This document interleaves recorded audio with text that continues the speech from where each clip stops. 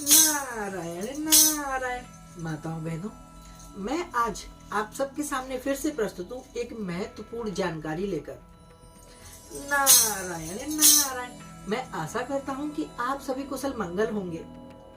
तो माताओं बहनों, आज मैं जो महत्वपूर्ण जानकारी लेकर आया हूँ, उस जानकारी को जानने के लिए हमारे इस वीडियो पर अंत तक बने रहें और हमारे इस चैनल को सब्सक्राइब करें। हमारी इस वीडियो को लाइक करें, कमेंट करें और शेयर करें। साथ ही साथ बेल आइकन को जरूर दबाएं, जिससे हमारे अगले प्रोग्राम की नोटिफिकेशन आपके मोबाइल पर आपको तुरंत प्राप्त हो जाएगी। नारायण नारायण। तो माताओं बहनों, चलिए अब चर्चा करते हैं उस खास और महत्वपूर्ण जानकारी पर, जिसमें आपको बहुत सारी सावधानियां बरतनी है। माताओं बहनों, क्या आपके घर में शुभ कार्य रुक गए हैं और मांगलिक कार्य भी रुक गए हैं? आपके घर में दरिद्रता है, माँ लक्ष्मी रुष्ट हो गई हैं और आपके पितृ भी आपसे रुष्ट हो गए हैं। तो ऐसा क्यों है? ऐसा इसलिए है, इसकी एक समस्या है। वो क्या है कि सारी बातों को घुमा फिराकर ये सबकी समस्या है हमारे घर की दहलीज और उसकी पवित्रता। क्या होता है कि हमारे घर की जो दहलीज है वो सबसे पवित्र और शुभ होती है। हमारे घर में कोई भी मंगल कार्य होता है, जो हम शुभ कार्य शुरू कर रहे होते हैं, तो घर की माताएं बहनें और घर की बहन बेटियां उस दहलीज को पूजती हैं। नारायण नारायण। तो उस दहलीज को पूजने के बाद ही हमारे घर में कोई भी शुभ कार्य, मंगल कार्य शुरू होते हैं। तो माताओं बहनों, क्या होता है कि हमारे घर में कोई भी त्योहार होता है, उस त्योहार को कोई उठाने आता है तो हमारे घर की बहन बेटियां सबसे पहले हमारी उस दहलीज को पूजती हैं। माना जाता है कि हमारे घर की दहलीज का शुभ होना हमारे लिए बहुत ही महत्वपूर्ण होता है। नारायण नारायण। तो क्या होता है कि हमारे घर की अगर दहलीज है वो अपवित्र हो गई है, वो अशुद्ध हो गई है, तो ऐसा क्यों होता है?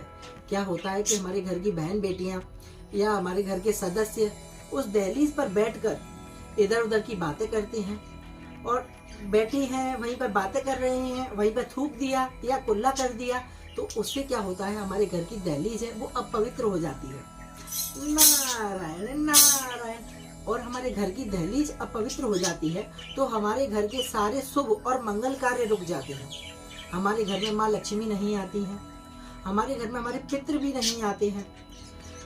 ज्यादातर आपने देखा होगा कि हमारे घर के बड़े बुजुर्ग कहते हैं कि सुबह और शाम के टाइम दहलीज पर नहीं बैठना चाहिए। वैसे तो कभी नहीं बैठना चाहिए, पर ज्यादातर सुबह और शाम नहीं बैठना चाहिए। तो ऐसा क्यों?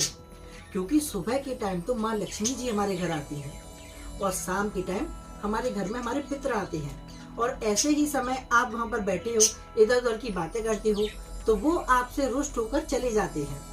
नारायण नारायण। वो आपसे रुष्ट होकर चले जाएंगे तो आपके घर में सदैव दरिद्रता रहेगी और आपके घर में सारे शुभ और मंगल कार्य रुक जाते हैं। तो आपको ये सावधानियां बरतनी है कि आपको कभी भी अपने घर की दहलीज पे नहीं बैठना है और ना ही उस दहलीज पे बैठ के भोजन करना है। हमेशा अपने घर की दहलीज को शुभ रखें, पवित्र रखें, जिससे आपके घर में मंगल कार्य चलते रहें। नारायण नारायण। तो माताओं बहनों, मैं आपके लिए ऐसे ही महत्वपूर्ण जानकारियां और उपाय हमेशा लेकर आता रहूंगा।